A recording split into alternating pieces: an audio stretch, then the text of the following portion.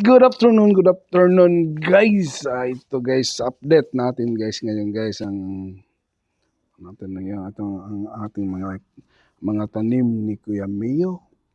Saka itong ating sibuyas na tinanim. Ayan, hindi masyadong kita kasi kunti lang siya. So ito na yung update yung sayote. Pero guys, very sad to know guys nga kinisais. Namatay na siya. Hindi na niya kinaya.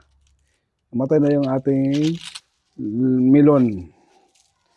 Wala na yung melon guys. At saka yung ating pizza ni Kuya Mio guys. Pizza ni Kuya Mio guys. Tingnan nyo naman. Naubos ko na itong lutuin. Hindi nakatikim si Kuya Mio kasi nagbakasyon. Ito.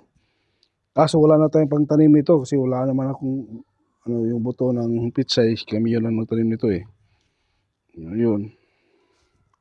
Wala nang pitsay.